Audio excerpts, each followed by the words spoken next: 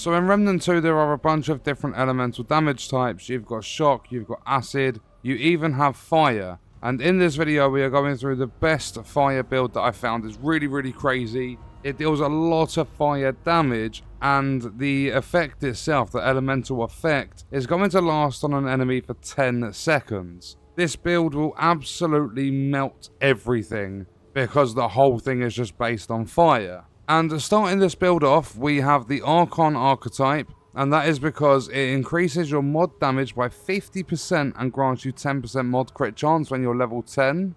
For the skill with it, we're just going to use Havoc form because it adds another elemental type into the build, and in my opinion it's the best skill that the Archon has. For the armor, I've literally just stuck anything on that gets me below like a 51 weight, so that I still fall into the medium category. Then when it comes to the relic, I'm using the Runed Heart because on use it increases your health regen by 5, and it generates 500 mod power over 10 seconds for both your weapons, and the mod power is going to be really helpful. We've got ranged crit chance, we've got elemental damage, and we've got ranged crit damage on this.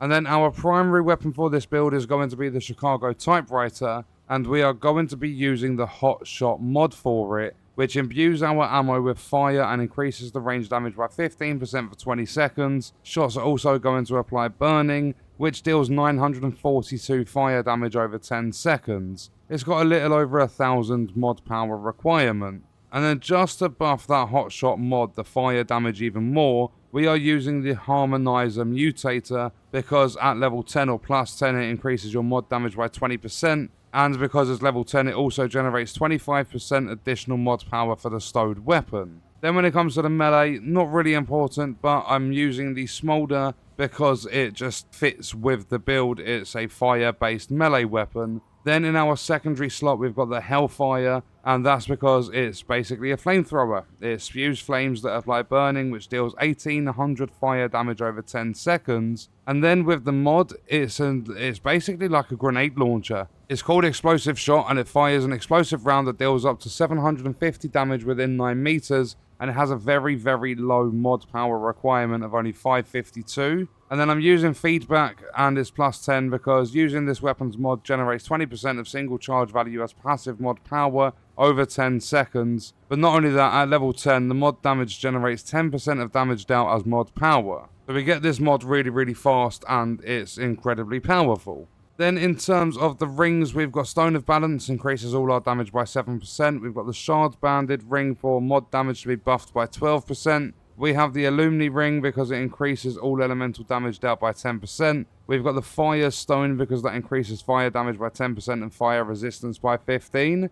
And then for the amulet, we've got Talisman of the Sun because that increases our fire damage by 20% and burning damage by 50%. Then for the secondary skill, I've gone with Hunter so that we get that 40% range damage, 15% weak spot damage, and 5% ranged crit chance. And then for the skill, I'm using the Hunter's Focus because the longer we aim, the longer we are going to enter a focused state, and that it reduces our weapon spread, recoil, and sway. Plus it grants us extra weak spot damage and crit chance. But not only that, aiming at enemies is going to apply Mark, and that means your crit chance against marked enemies increases by 15%. And then in terms of the traits, we've got the Archon's base one increases your mod and skill casting speed by 50%. Long Shot, which is the Hunter one, increases our weapon ideal range by 6 meters. Ammo reserves from the Gunslinger to give us more ammo. We've got Regrowth for health regen because we're going to be playing on Apocalypse. We have Fortify, which increases our armor effectiveness, which is from the Engineer, and that takes our armor up to 168, making our damage reduction 45.7%. We then have Vigor, which increases our health. We've got Spirit for mod power generation. We've got Bark Skin to reduce all incoming damage. Siphoner, I've stuck 9 points in for some life steal because we have to have 1 point of endurance to increase our max stamina. So that's the build and the traits and everything. And then one other thing I would recommend you use is the Bottled Shadbury, or however you say that, because it increases your mod power generation by 10%, it lasts an hour, and it stays in effect after death. So that's really going to help out with you getting your Hot Shot mod and your Explosive Shot mod to come back. So we're on Apocalypse difficulty. We are currently in Yaesha at the Forbidden Grove, and what we're going to do is go and find ourselves some enemies. I'm going to actually pop a bottled Shadbury to get that extra mod power generation. And then what I'm going to do when we get close to an enemy is I'm going to use a heart, because I always say, like, I'm using this relic to do this in the game for this build. And when I'm showcasing the build itself, I never normally actually use the relics. I typically forget to use them. So our first enemy sat in this tree. You'll see that the fire lasts for 10 seconds on these. And I've tried this build out in Loathsome as well. It works very, very well over there. And then if we come up here, there's going to be some more enemies. And this is where I'm going to use our relic. So our mod comes back a lot faster. Plus, because of Archon, we've got a constant generation of our mods. And you'll see the damage isn't too high without the mod. So this whole build is based on fire. We've got a special that's just spawned in somewhere. There you are. So I'm going to use explosive shot. I missed both of them because it got away and I'm going to die. So let's try again. The build absolutely melts everything, but it doesn't keep you alive. Apocalypse, I would like to say that the best builds have a lot of regen and your armor effectiveness and everything like that. I've stuck this on Apocalypse to show you that you can still kill the enemies at a fast pace playing on this difficulty. So if I try and land an actual explosive shot, there we go, you'll see it's over 1,000 damage. And if I put that away and don't get attacked by the deer, if I use the flamethrower,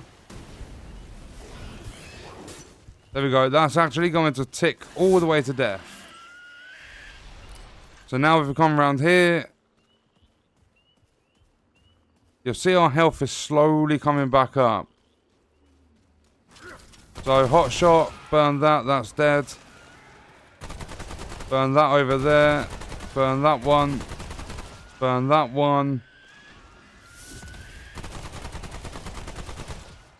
And you'll see that when we don't have a special enemy, an archer come in and ruin everything for us, this build actually works out pretty decent on Apocalypse.